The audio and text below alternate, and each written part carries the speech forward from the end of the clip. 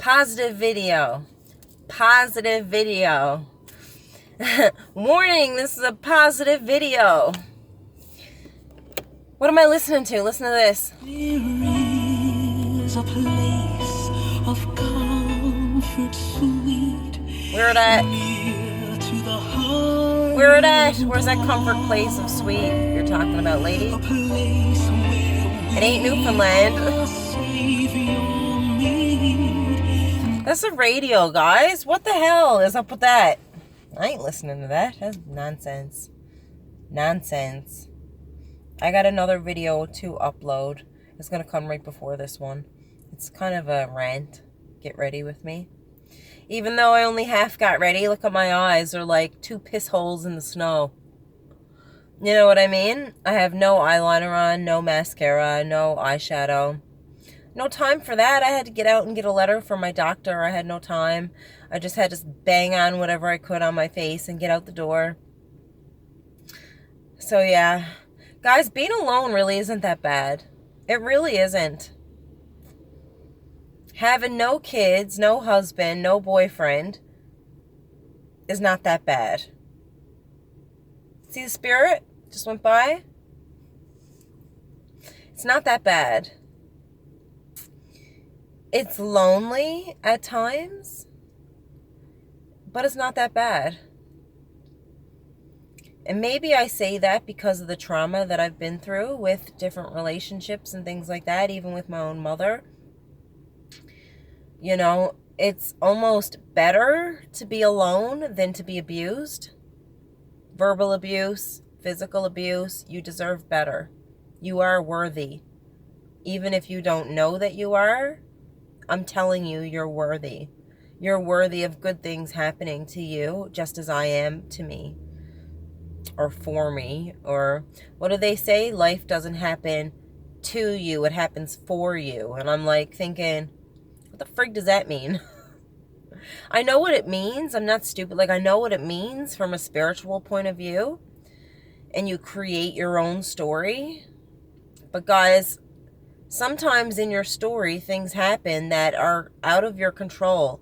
My best friend dying. Nobody really knows how much pain I still am in. That's not something I'm just going to get over. I'm not going to get over it. He spent every day with me. I'm not just going to get over it.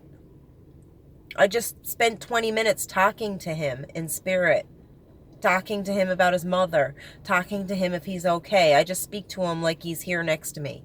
That's how you can speak to spirit. They're not friggin', you know what I mean? Like, they understand. They're still themselves. They just don't have a body or a voice box.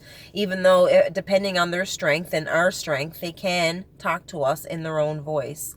Watch Huff Paranormal. But I hear my dad talking to me in his voice. I hear Jeffrey talking to me in his voice. There are other spirits that I speak to who I pass messages on to people who come through in my voice. It's not my voice because they provide information that I don't know. And I know because they say I'm so-and-so or I belong to this person. I want to let them know this or whatever. Sometimes they give a name. Sometimes they don't. Sometimes they just want to get their message put through, and that's that, you know, and then they'll go on and leave me or whatnot, right? But it's not that bad to be alone, you know, especially if you have an abusive family, if you have an abusive boyfriend or girlfriend, if you know, are in that type of struggle, it's not that bad to be alone. But if you're like me and you've chose to take the path of loneliness for a number of years, it does catch up on you. It does. You do start to feel it after a few years, longing for that companionship, longing for someone to chill out and watch movies with, someone to go to supper with, someone to sit down and just talk to. You know, it catches up on you, and it's caught up to me. I'm 33. I want a husband. I want a house. I want children.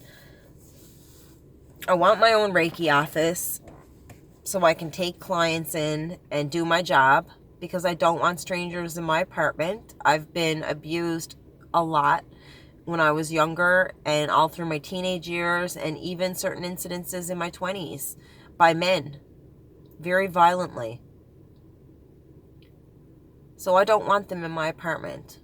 I'm sorry to lump a lot of the men into the same category, but it's post-traumatic stress disorder. So I don't want strangers in my apartment. You guys understand that, right? Makes sense to me. Guess what I just got? Coffee. I had to pay for it in nickels.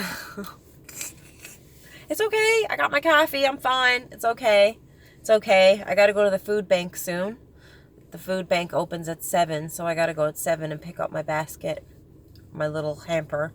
They call it a hamper, but they give you 2 Sobeys bags of beans and a bag of sugar.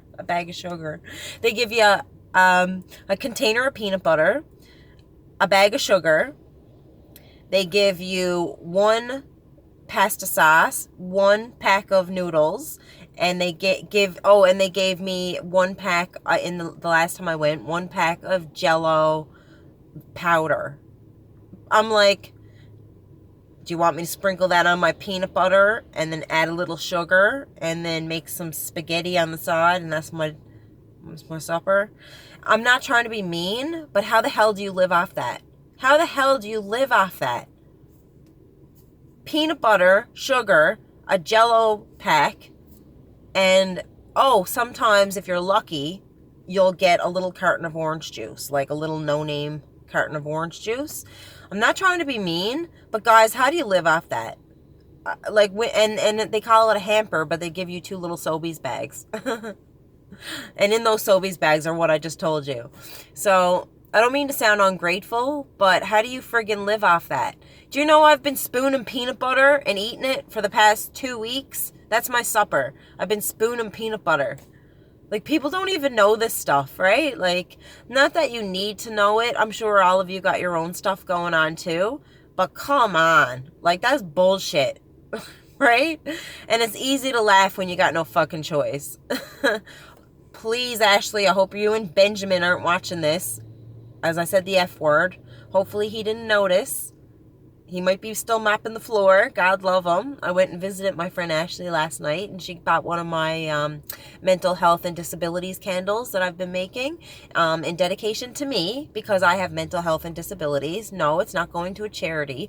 I am the charity because I need it.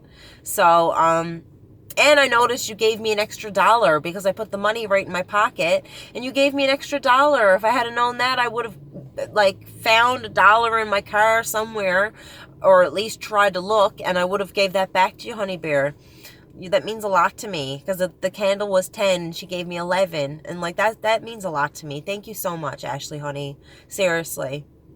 And she has the sweetest little boy in the world and the cutest and the most vibrant smile. And he just wants to help and keep moving. And he's so smart. Like, I don't think I've ever met a little boy as magical as Ashley's little boy, Benjamin. Honestly, he is just the light of anybody's life, I would imagine. I know, Ashley, you got your hands full, and I know he doesn't stop, and I know sometimes you may get frazzled, and I would too. I don't know how you do it. I don't know how you do it, but I'm sure if I was put in the position and had to do it, I would do it too, and be a good mom and stuff, right?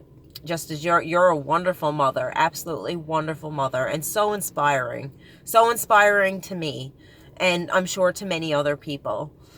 So know your worth, because you're amazing.